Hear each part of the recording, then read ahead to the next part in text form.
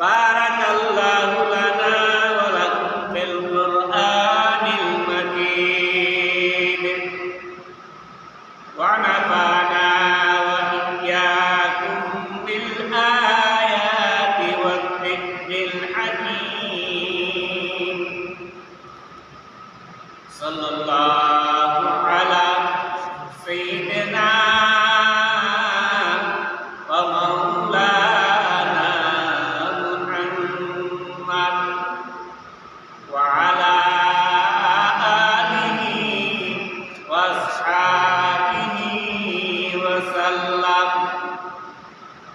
সাল্লাল্লাহু আলা সাইয়্যিদিনা ওয়া মাওলানা মুহাম্মদ মুহাম্মাদান আবদুহু ওয়া রাসূলুহু কারীমুস সাদায়া জামিলুস সিয়াম নাবিয়ুল বারায়া সাফিয়ুল উমাম বালাগাল উলা বিকামালিহি কাশাফাত তুকা বিজামালিহি হাসনাত জামিউ ফিসালিহি সাল্লু আলাইহি ওয়া আলিহি। আলহামদুলিল্লাহ, আল্লাহ তাআলা লাখ কোটি শুকরিয়া যে মহান রব্বুল আলামিন আমাদেরকে পবিত্র জুমার দিনে আল্লাহর ঘরে আসার বসার তৌফিক দান করেছেন। এই জন্য আল্লাহর শুকরিয়া আদায় করি আলহামদুলিল্লাহ। আজকের আলোচনা হলো সন্তানের প্রতি মাতা পিতার হক। সন্তানের প্রতি মাতা পিতার হক কি?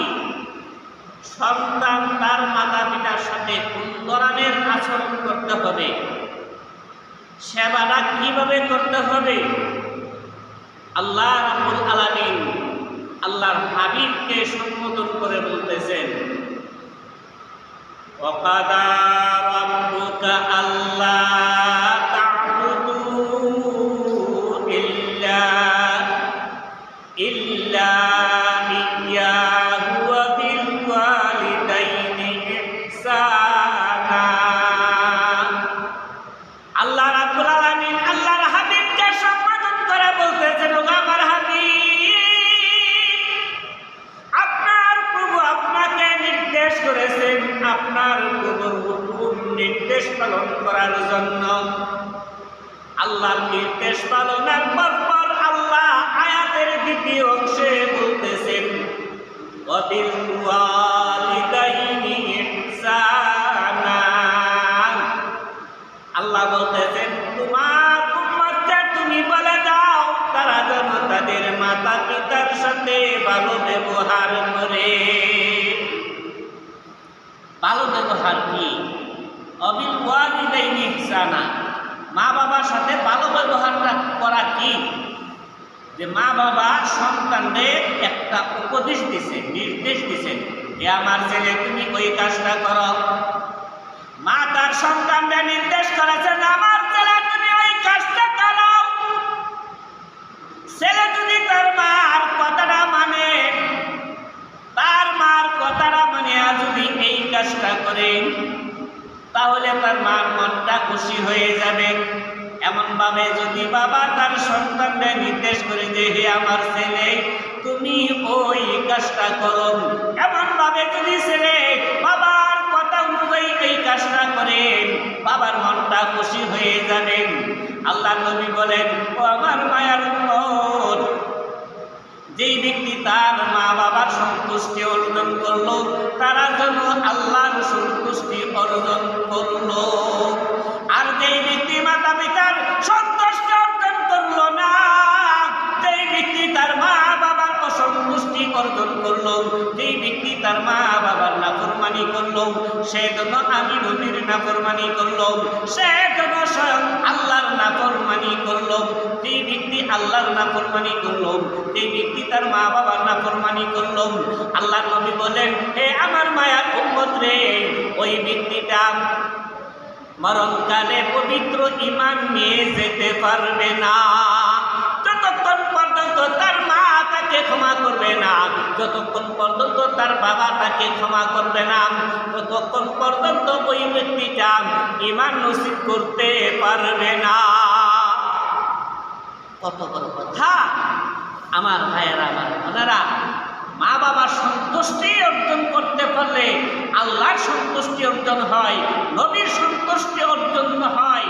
যেই ব্যক্তির উপরে তার মা বাবা সন্তুষ্ট, সেই ব্যক্তির উপর আল্লাহ সন্তুষ্ট, আল্লাহর সৃষ্টিকুল সন্তুষ্ট। যেই ব্যক্তির উপর তার মা বাবা অসন্তুষ্ট, এই ব্যক্তির উপর স্বয়ং আল্লাহ অসন্তুষ্ট। এই ব্যক্তির উপর আল্লাহর সকল সৃষ্টিকুলের অভিশাপ বর্ষিত হয়। স্বয়ং আল্লাহ তার উপর অসন্তুষ্ট হয়ে যান। আল্লাহ বলেন যে, হে আমার বান্দা বান্দি, তোমরা তোমাদের মাতা পিতার সন্তুষ্ট অর্জন করতে পারছো না রে। এমন ভাবে তোমরা যেহেতু তোমাদের মা বাবা সন্তুষ্টি অর্জন করতে পারছো না, এমন ভাবে আমি আল্লাহর সন্তুষ্টি অর্জন করতে পারছো না রে। যেমন ভাবে তোমাদের মাতা পিতা তোমাদের উপর অসন্তুষ্ট হয়ে গেছো, এমন ভাবে আমি আল্লাহ তোমাদের উপর অসন্তুষ্ট হয়েছি। যেমন ভাবে তোমরা তোমাদের মাতা পিতার নাফরমানি করছো রে, মাতা পিতার নাফরমানি করার কারণে আমি আল্লাহর নাফরমানি করলে রে, আমি আল্লাহর অভিশাপ বর্ষিত হয়। আমি আল্লাহর অভিশাপ এই সকল মানব জাতির উপর অভিশাপ বর্ষিত হয়। এই সকল মানব জাতির উপর আমার সকল সৃষ্টিকুলের অভিশাপ বর্ষিত হয়।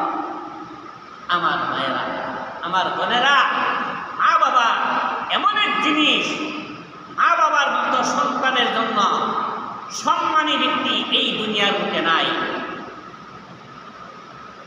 মা আর বাবা কতটুকু কষ্ট করে সন্তান যখন মার গর্ভে ধারণ করে, 3 মাস 4 মাস 5 মাস 6 মাস যখন সন্তানটা ধারণ করে, 6 মাস ধারণ করার পর সন্তানটা মার গর্ভে লড়তে পারে। যেই সময় সন্তানটা মার গর্ভে লাথ মারে, মার বুকটা পেটিয়া যায়, মার বুকটা ফাটিয়া যায়, কত যে কষ্ট হয় মা জানে।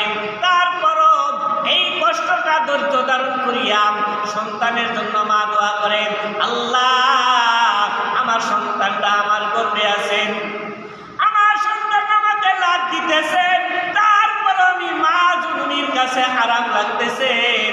ও আমার মাবুদ, আমার সন্তানটারে তুমি সহি সালামতে রাখি।